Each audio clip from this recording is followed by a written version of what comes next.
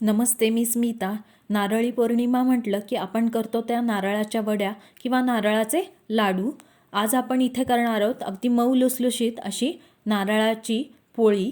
त्यासाठी इथे मी 2 वाट्या इतकं गव्हाचं पीठ स्वच्छ चाळून घेतलं आहे. त्यामध्ये 2 चमचे तेल घालायचं आहे, 1 लहान चमचा हळद पावडर, चवीप्रमाणे मीठ घातलेलं आहे.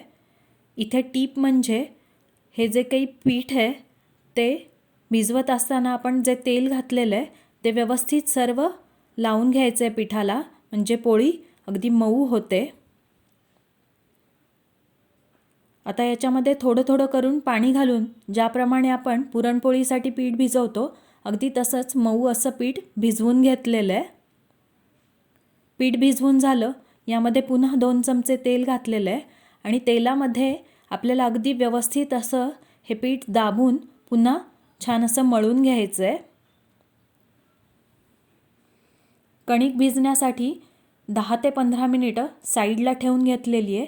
आता तोपर्यंत आपण सारण तयार करूया. त्यासाठी पाऊण वाटी इतकं ओला नारळ किसून किंवा बारीक करून घेतलेला आहे. त्यामध्ये पाऊण वाटी इतकाच गूळ घालायचा आहे. गुळाचं प्रमाण आपल्याला आवडीप्रमाणे कमी किंवा जास्त करता येईल. आपल्याला अगदी कमी गॅस ठेवून हे एकसारखं हलवून परतून घ्यायचं आहे. अगदी थोड्या वेळातच जे काही गूळ आहे तो पूर्णपणे वितळलेला आहे. आता याच्यामध्ये 1 चमचा बारीक रवा घातलेला आहे, ज्यामुळे की यातलं जे एक्स्ट्राचं पाणी आहे ते रव्यामुळे खेचलं जाईल किंवा शोषून घेतलं जाईल. रवा व्यवस्थित परतून झाला. आता याच्यामध्ये आपण घालणार आहोत 1 चमचा इतकं बेसन पीठ, ज्यामुळे की जे सारण आहे त्याला बाइंडिंग तर व्यवस्थित येईलच, पण चव देखील अगदी छान लागते. हे बेसन पीठ देखील सारणाबरोबर व्यवस्थित असं परतून घ्यायचं आहे. सारण परतलं गेलं की नाही हे पाहण्यासाठी चमचा उभा ठेवून घेतलेला आहे.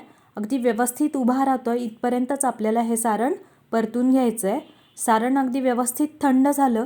आता यामध्ये घालूयात 1 चमचा वेलची पूड आणि त्याचबरोबरीनं जायफळ देखील मी यामध्ये खिसून घालणार आहे. हे असं थंड झाल्यानंतर घातल्यामुळे सारणामध्ये याचा वास टिकून राहतो. सारण तयार करून झालं. आता आपण जे पीठ भिजवून घेतलेलं आहे त्यातल्या आवश्यकतेप्रमाणे पीठ घेतलेलं आहे आणि ते सुक्या पिठामध्ये बुडवून घ्यायचं आहे आणि वाटीचा आकार तयार करून घेतलेला आहे. तयार केलेलं सारण भरून घ्यायचं आहे. सारणाच्या वरती गव्हाचं जे सुक्कं पीठ आहे ते घातलेलं आहे. अगदी व्यवस्थित असं व्हिडिओमध्ये दाखवल्याप्रमाणे आपल्याला हे बंद करून घ्यायचं आहे.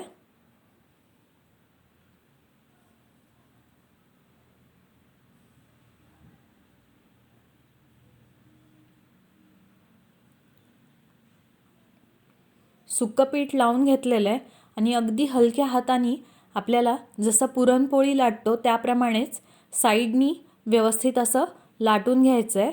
अगदी शेवटपर्यंत सारण पोळीमध्ये गेलेलं आहे. अगदी पातळ अशी ही पोळी लाटून तयार झालेली आहे. तवा गरम झाला की त्याच्यामध्ये तेल घातलेलं आहे. पोळी भाजण्यासाठी टाकलेली आहे तव्यामध्ये. जर आपल्याला पोळी अगदी मऊ हवी असेल तर इथे दुसरी टीप म्हणजे गॅसची फ्लेम आपल्याला मीडियम टू हाय ठेवायची, म्हणजे पोळी मऊ होते. तेल किंवा तूप लावून आपल्याला व्यवस्थित असं हे दोन्ही बाजूनी भाजून घ्यायचं आहे. पुरणपोळीसारखीच ही पोळी देखील छान अशी टम्म फुगलेली आहे. आपल्याला ही मुलांच्या टिफिनसाठी वगैरे देखील देता येऊ शकेल. इथे छान अशी खरपूस ही पोळी भाजून झालेली आहे. अशाच वेगवेगळ्या रेसिपी पाहण्यासाठी चॅनलला सबस्क्राईब करा. व्हिडिओ अगदी शेवटपर्यंत पाहायला त्याबद्दल धन्यवाद.